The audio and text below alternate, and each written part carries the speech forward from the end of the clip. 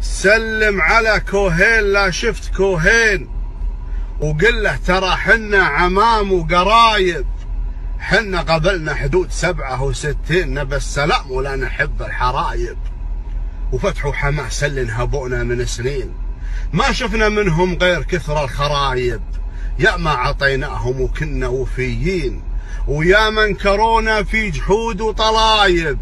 سنين باعوا في قضية فلسطين واليوم لابد يدفعون الضرايب، على نتنياهو طليق الحجاجين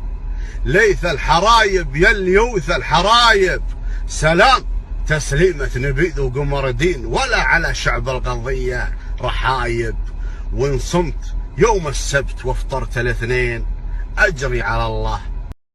يلعن أبو أمك على أبو أم كوهين، دامك أخذت من الصهاينة قرايب، هذا اعترافك يسمعوها الملايين، تمدح بتنياهو ومديح الحبايب، ما دام عزك في مديح الشياطين زوجهم أختك وافتخر بالنسايب.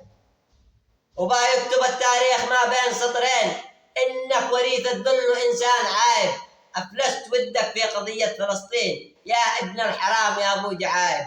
يا فرخ بن صهيون يا لقد فلبين، لا أنت ولا غيرك يضروا فلسطين، ما دام اليمن رجال وكتائب احنا أسود الحرب يا حبيب الصهايب.